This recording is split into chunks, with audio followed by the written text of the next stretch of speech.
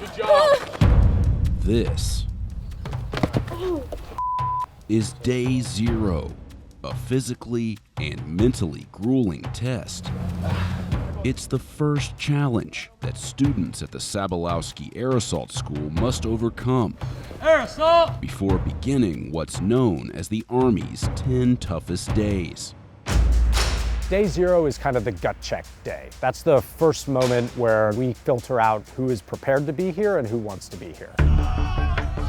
Students at the Air Assault School, located inside the Fort Campbell Army installation, train to insert themselves and equipment into combat using helicopters. An air assault graduate is prepared to fight and win on any future battlefield.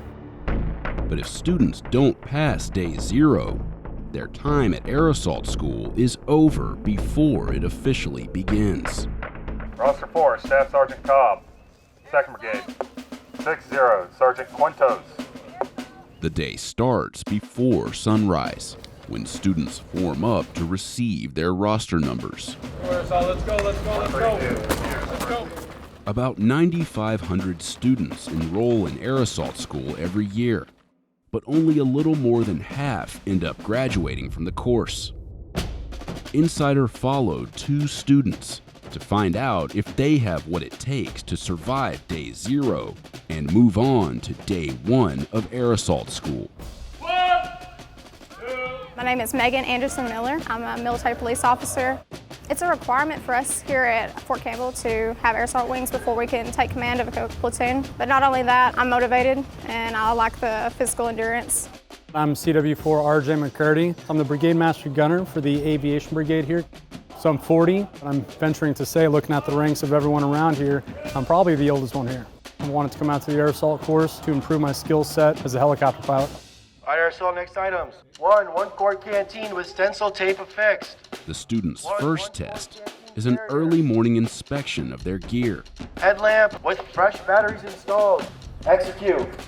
They're given a list of 37 items they're expected to have in their rucksacks. 1, 2, 3, 4, 5, 6, 7, good.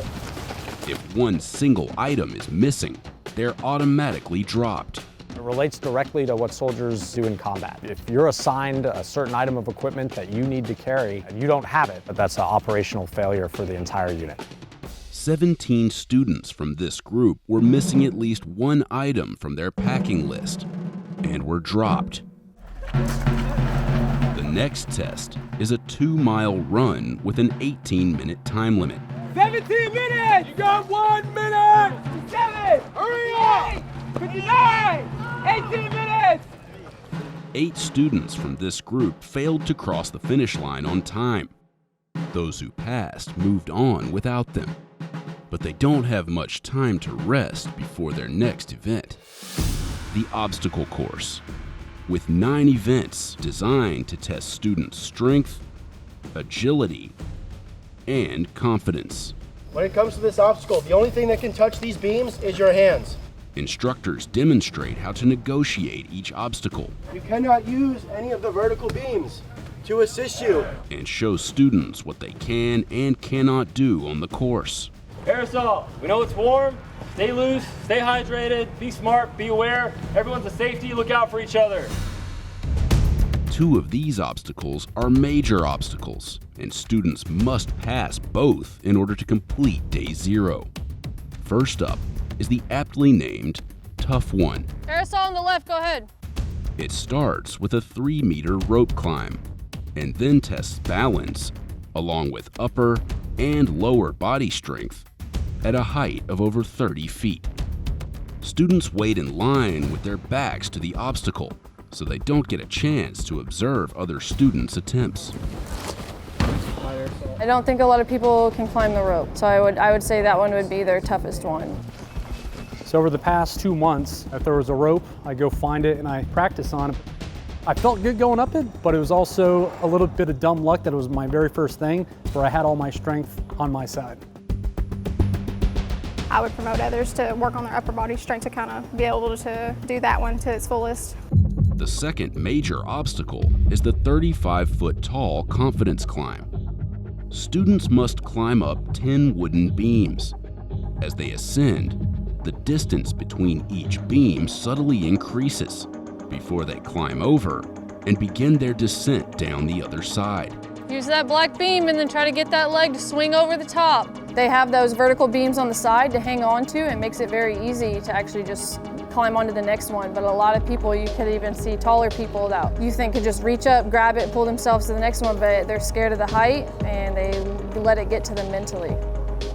There you go. At this point in the day, the heat index had risen to 105 degrees, and it started to affect some of the students. He's teetering that line. A medic gave this student a packet of powdered electrolytes to mix with the water inside his canteen to increase hydration. I like heights. I like being up high. So just being able to look beyond, and I just kind of suppress the fear, I guess. I don't really fear it though. I enjoy it. Air assault! My height definitely helped. Like I said, I'm 6'3". Up that high, it was challenging, which is funny because I'm scared of heights being a pilot. But once you got over that top rung, on the way down, it felt good. Air assault! Obstacles like the confidence climb and tough one prepare students for what comes later in air assault training. It builds their confidence at high elevation, so when it comes to phase 3, it's easier for them to rappel off of the tower, as well as when we get aircraft, they're a lot less scared and they're more confident in their ability to hold on to something if they need to, or climb down something if they need to. With the 2 major obstacles out of the way, 7 minor obstacles are all that stand between these students and the end of day 0. But if they fail 2 of these obstacles, they're out. Upper body strength is key when it comes to navigating the incline wall, which can be challenging for some students. But Miller conquered it with ease, as did McCurdy. In the low crawl, students keep a low profile to avoid touching the barbed wire above them. Air assault! Flexibility is put to the test with the high step over, where they swing their legs over 10 horizontal beams of varying heights off the ground. Air assault! On the 6 vault, students can only use their hands to vault themselves over the wooden beams. But for some students, it's not so easy. I feel like I have really good upper body strength, and it kind of compensates for other things. Only thing that is a challenge for me, the belly over. That's the only thing.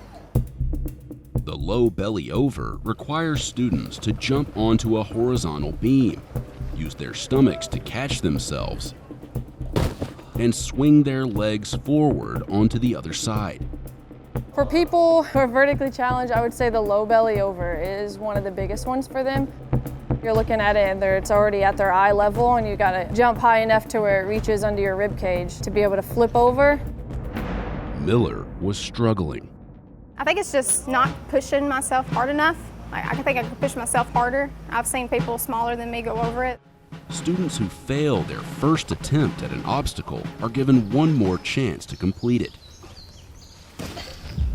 All right, Air, so you just can't miss another minor, all right? This was Miller's first failed obstacle, which means she'll have no room for error on the rest of the course.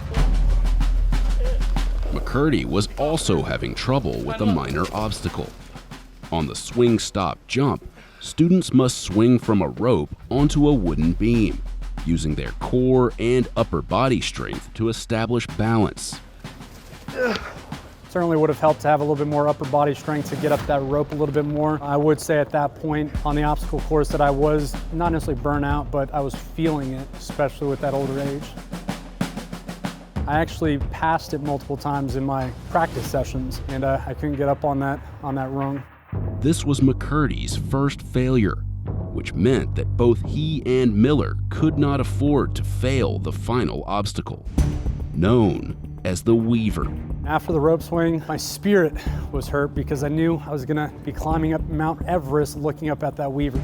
As its name implies, students navigate the Weaver by dipping over and under a series of ascending and descending wooden beams. It's pretty physically exhausting, and it'll leave some bruises if done properly. But Miller handled it with ease. I don't know what it is. I just tell myself, okay, just like when I was a kid, let's go play on the playground, and I get it done. It just happens. Air assault! McCurdy, on the other hand, Leading into this obstacle course, the only one that I didn't want to do was the Weaver. Yes. Something that everyone has told me about, that it does take a lot of strength, a lot of technique, and you're gonna get bruised. I was unsure as to whether or not I can do it, but I kept pushing. Air assault! It was a really good feeling getting off that damn thing. By completing the Weaver, both McCurdy and Miller conquered the obstacle course and could finally catch their breath. Overall, I thought it was a fun course. It was very challenging. I'm happy that I don't have to do it again though. Feels good. Feels like a refresher. It's good to see everybody smiling and kind of build that camaraderie between all of us. 250 of the 292 students who arrived at the Sabalauski Air Assault School survived day 0. They're given the rest of the day to refuel and rest because they'll need their strength before the Army's 10 toughest days officially begin.